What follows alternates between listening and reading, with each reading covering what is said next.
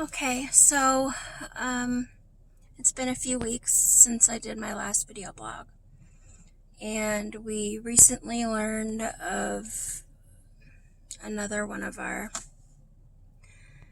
beautiful endo warriors taking her life, and we've lost far too many to that. It's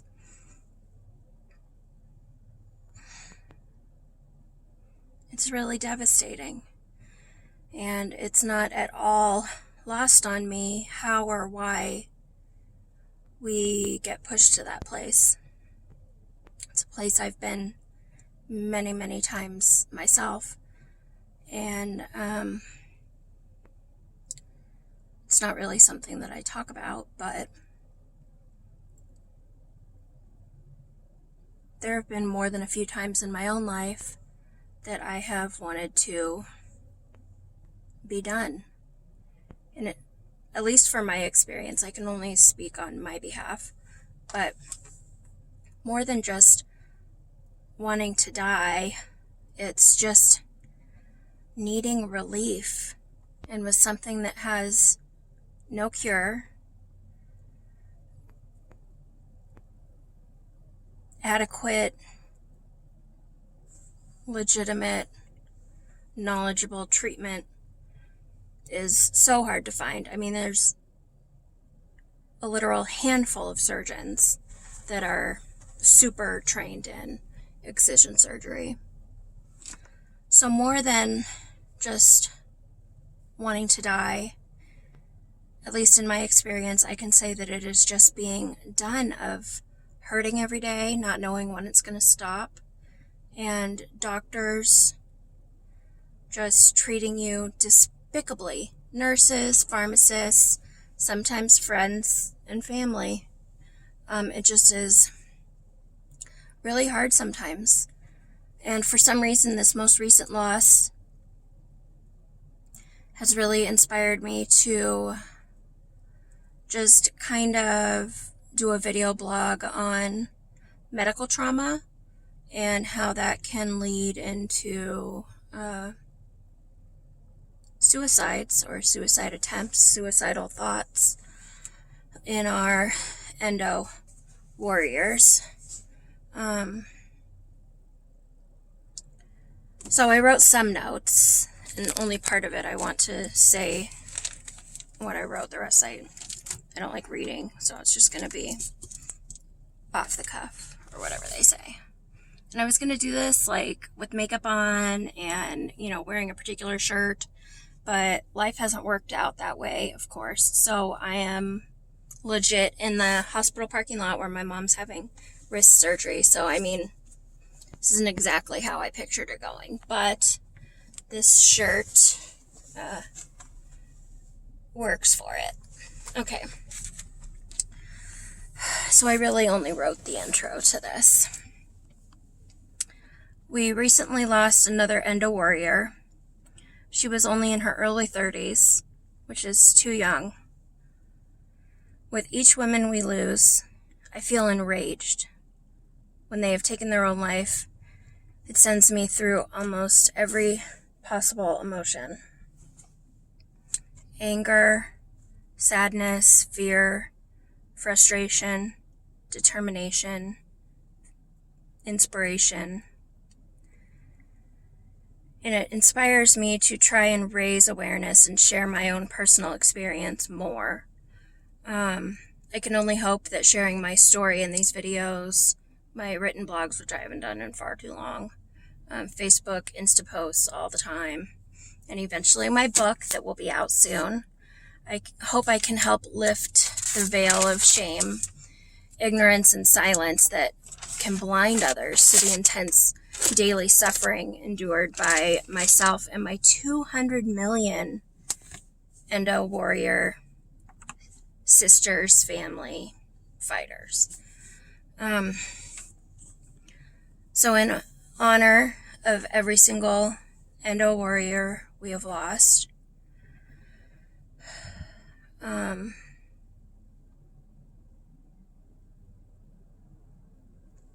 the sentence I wrote here completely does not make sense. So I will just say that this post is dedicated to and done in honor of all of our endo warriors that we have lost, those that have died from completely unrelated reasons, those we've lost in any way, particularly those who have taken their own life, thought of taking their own life, tried to take their own life. I'm hoping that this can just bring about a higher level of understanding, compassion, awareness. Okay, so medical trauma. I have experienced medical trauma personally for a really long time, but wasn't really sure that it was an actual, legit thing. In my experience, I find that it falls into one of two categories, and one would be being the actual physical things that are done to us, whether it's in testing, surgeries, physical mistreatment, things like that. And then the second being the things that are said to us and the way that we are treated, the way we are made to feel. The physical things that happen, that I'm calling it, I don't really know if it has a name, but my name of it, the experiential medical trauma, is just as significant, maybe even more significant in certain cases. But I really am focusing on the things that are said to us and how we're made to feel. Because in my experience, that has lent itself more to me being in those negative, scary places of just wanting to be done. But I do just want to share two experiential medical trauma experiences that I've had in my own life. And one is partly funny, so it's okay to laugh, but not really that funny. I was having an ultrasound for pelvic pain, bleeding, nausea, and I was having a transvaginal ultrasound. And so those are normally uncomfortable, but when you have a pelvic problem, they can be really excruciating. So she was doing the ultrasound, and I really felt like she was pushing really hard. I mean, in a joking way, I would say that it felt like she was going to come out my mouth. Like, it just felt like she was not stopping going in. And I was trying to just take it. And finally I said, I'm really sorry. I don't want to upset you or anything, but this is really, really hurting. I said, I've had many of these ultrasounds and they always are uncomfortable and hurt, but this is like another level. So she pulled it out right away and she said, I'm so sorry. What's going on? And I asked her if there was something really wrong. And she said that she was looking for my left ovary. And I said, well, you can use that wand all night long in there. You're not going to find my left ovary because I've had it removed. Maybe if you're going to do an ultrasound on somebody and they could potentially have missing organs, maybe you should find out what those are instead of putting the patient through physical agony looking for something that is not there. That could have been figured out in one question could have figured that out. And yes, it only hurt for a few minutes, and yes, it only hurt so bad, but those things add up. It's already hard enough. So that's one experiential medical trauma incident I've had. And the other, I was admitted to our local hospital because I was found to have a septic UTI, kidney bladder infection, kidney stones. And I was sicker than I've ever felt. I seriously thought I was gonna die. I mean, nausea, my heart was beating super fast. I felt like I was gonna pass out. I had the sweats, like the hot flashes, cold flashes. I was really lightheaded, felt very weak. I had this excruciating pain in my lower back, my sides. I had really bad nausea. It was just really scary. And I was being admitted, but my room wasn't ready yet. So I had to wait in the emergency room, and they put me in this room that was kind of quiet. The person next to me, I don't know what was wrong with them, but they were quiet. So I guess they thought it was just a place I could rest until I got my room ready. So, out of nowhere, and I mean, I couldn't even barely talk. I was so weak. So this male nurse comes in, and I hadn't seen him before. He wasn't my female nurse. And he came over to me, and he said that he was going to do an EKG. And I had an EKG done before. And, I mean, when you go to the hospital, they have you change into those gowns, especially if you're going to stay there for a while. And I never feel comfortable enough to take off either a bra or a tank top and my little panty underwear. I do not feel comfortable being just butt naked in those outfits. So I had leggings on, and it was just a cami tank top, no bra, just the tank top. And EKGs can be uncomfortable when they put those things on, but, no big deal. And he untied the back of my hospital gown, and it came down, and he pulled the top of my tank top down. And I knew that didn't need to happen because I've had EKGs before. Normally, they're super discreet, especially I've found with male nurses or whoever it is, that they're more discreet about just putting the leads in. I've never had them expose me before for any kind of test. And I wanted to put my hands up and protect and defend myself, and I just couldn't even move. And the energy just kind of changed. I realized that this was probably not an EKG because I had never had one like that, and he wasn't my nurse. I was already being admitted. There was no reason at this stage in the process for me to be getting this EKG. It didn't make sense. But I mean, I was out of my mind. I mean, I had gone septic. My dad had sepsis. I know how serious it was. I was really unwell. I was terrified. And I couldn't defend myself. And so he pinned my hand down under his leg, and he took his hands and he was touching me, not putting leads on, not doing an EKG, just groping me. And I couldn't even defend myself. I couldn't speak. I was just crying. I just had tears. It's I couldn't even say anything. I tried to say stop, and I don't even know if anything came out or not. And it felt like it went on for a really long time. I don't think it did. Thankfully, my nurse came in, and of course, right away, he put the tank top back up and stepped back, and she started yelling at him about, "What are you doing? Get out of here." And so I discussed with her what happened, and, that was a whole nother thing. But that is something else that obviously that might be other things aside from medical trauma, but that is another medical trauma experience that I've had.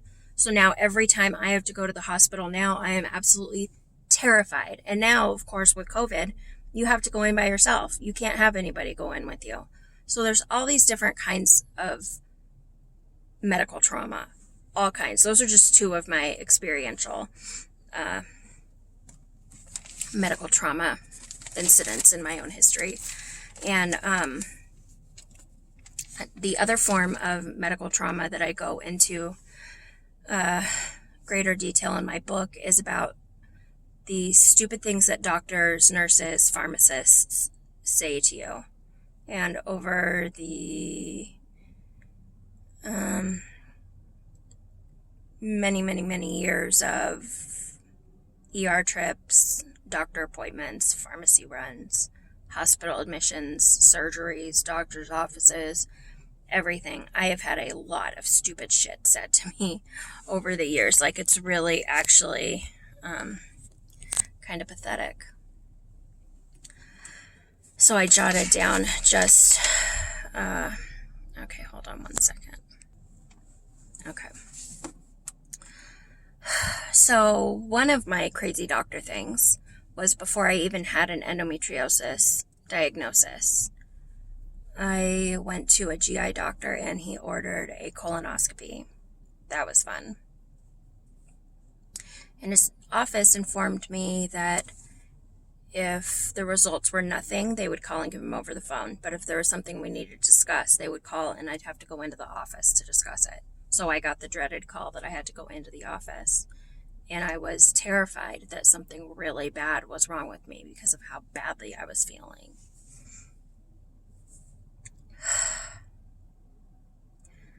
So my dad met me at the doctor's office. We go in, the doctor comes in, plops the file down, and says, well, everything's fine. My dad and I look at each other, and my dad says, well, obviously not everything is fine. What does she need to do to feel better? And without missing a beat, he said that I needed to not wipe as hard when I go to the bathroom. And I wish I could tell you that I'm joking, but I'm not. So my dad and I looked at each other, and we kind of laughed because we thought maybe this was some type of stupid stomach doctor joke. So my dad said, well, what does she need to do to feel better? And he repeated again, she needs to not wipe as hard when she goes to the bathroom and increase fiber. I mean, I've never thought about wiping when I go to the bathroom, but I'm not Edward Scissorhands either, so I'm pretty sure that none of my symptoms over the past 2 decades has been due to wiping habits when I go to the bathroom. I mean, it's funny, but only to a point, and then it verges into ludicrous and, to be quite honest, offensive. I mean, really, I just wonder if I had been a 24-year-old man going in, if they would have even given me that answer as even a joke. Probably not.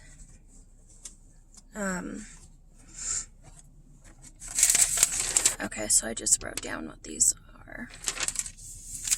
So over the years, I have probably, no joke, been to every major hospital emergency room in LA. And there's a few that I have, depending on what is going on, that I like to go to. So I went to this one hospital 2 times within 3 weeks of each other. And the first time I went, I got this really jerk doctor. And,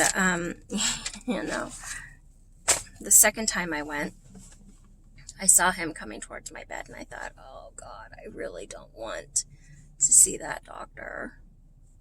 So he came over and he started asking me questions, and then he said, wait a minute. I just saw you 2.5, 3 weeks ago here for the same problem. How can it still be a problem? I said, well, endometriosis is chronic and incurable, so it's not that crazy that I would have problems twice with the same disease.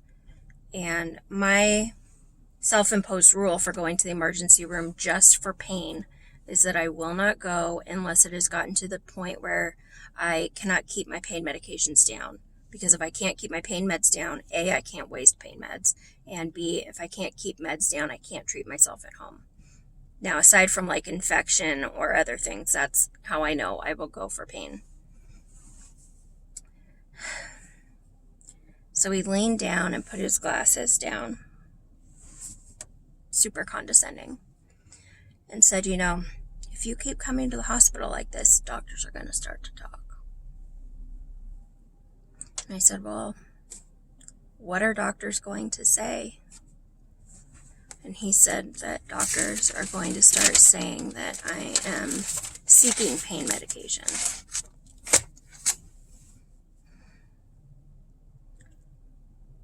I mean, so many things wrong in that one comment. first, I have my own pain meds. So I'm not going to the hospital because I need pain meds. B, I'm not seeking pain meds, I'm seeking relief, which once they see that you take pain medications, they don't really listen to or believe much of what you say. So telling them that until you're blue in the face won't make them even remotely listen to you, I have found frequently. And if I were seeking pain meds and had some type of addiction problem, you still shouldn't be treated like that. I mean, that one experience times 5,000 of the experiences that I've had is how I had a urinary tract infection go septic, because I avoid, with all I have, going to the emergency room. Especially now with this pandemic. I mean, I don't want to go. I have asthma, diaphragmatic endo. I don't need to be going into emergency rooms. So if I'm going, there's something wrong. I mean, one time I went to the same hospital, maybe 6 weeks ago, and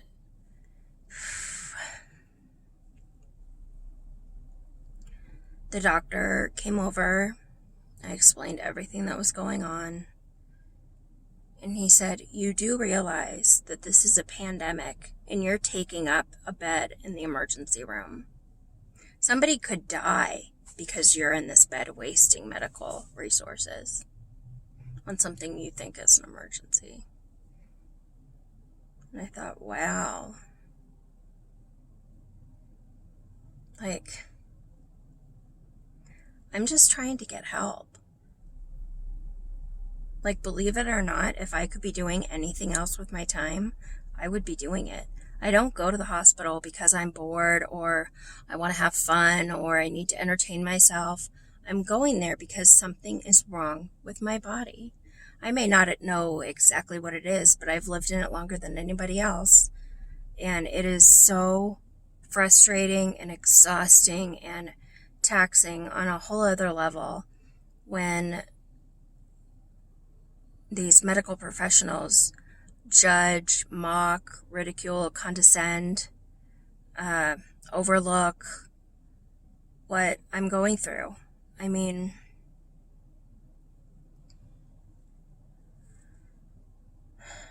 I don't want to get super upset while I'm taping this, but, it's just unacceptable. I mean, I've heard about endo warrior after endo warrior experiencing the same things I have. And, people can only take so much. I don't think people realize how much words and tones and, how much that can weigh on you.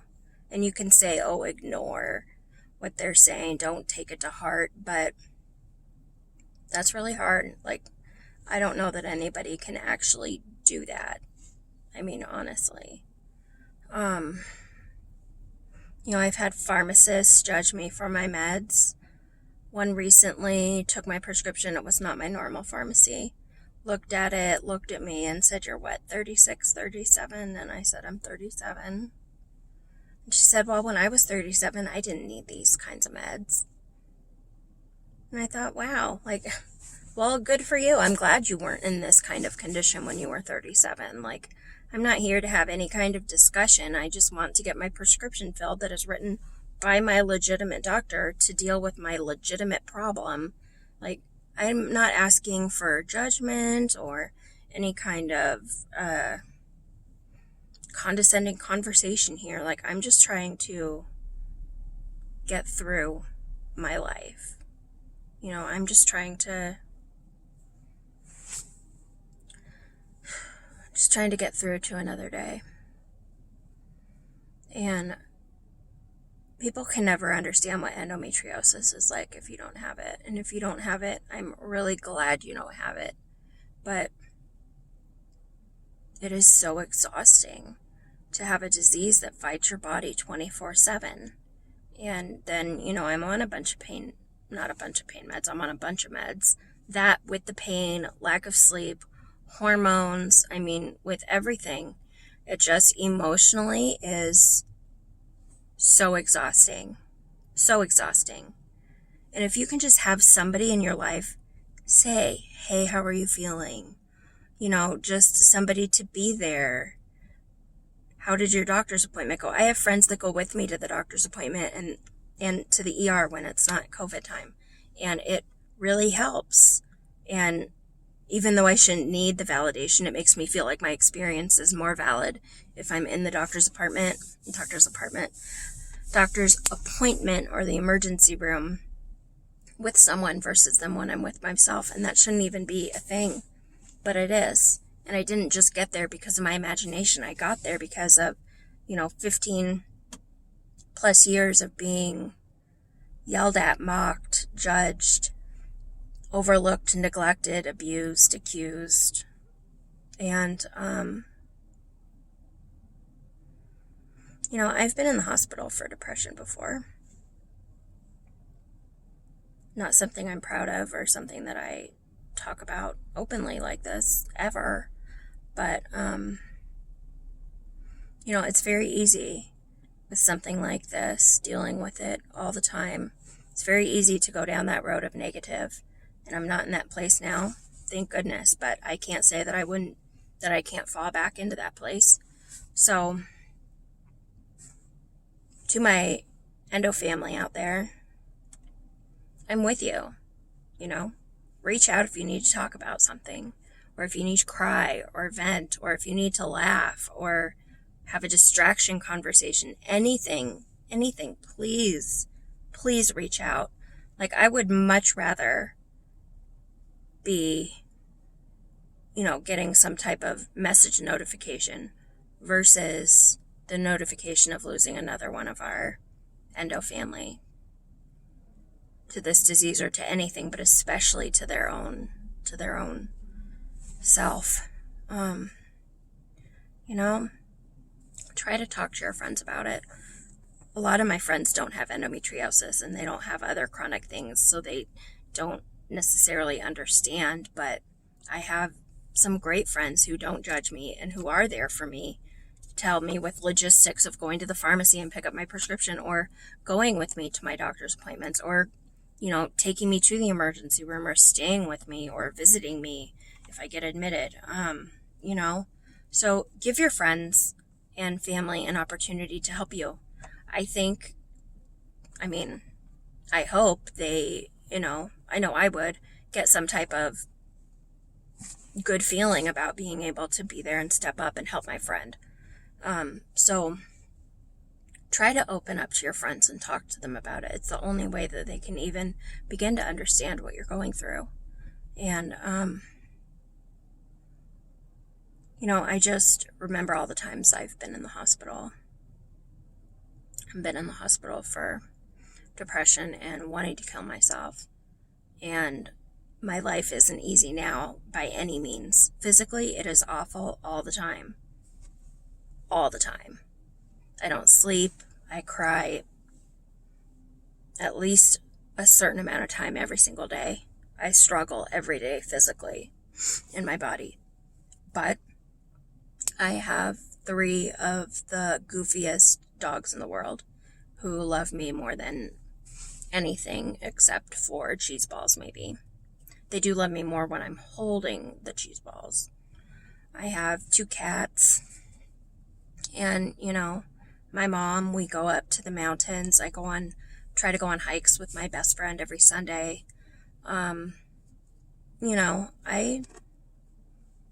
not super thrilled about being alive because it hurts every single day and I don't know what or if that'll get better. But I'm glad I didn't kill myself. I'm glad I'm still alive. And so if I can help any of my endo sisters, endo warriors, endo family, however you identify yourself, I want to respect. But if I can help anybody to stay here, then that would be, my suffering would be worth it. Because things can get better. some people do have relief after surgery. Some people do have relief and success with various medications and hormone treatments. And, you know, I do have some fun. I do have some better days. And, you know, so if you have endometriosis, please reach out if you're in that really bad place. And if you're the friend of someone that has endometriosis, check in on them. You know, it's hard to be in this body, in especially in this COVID time. I mean, you know, and if you're a medical professional watching this, please don't be so judgy with your patients. Like, just listen to them. If you don't have something empathetic or compassionate to say, just say nothing. Like, the judgment just needs to stop. It's so offensive and exhausting.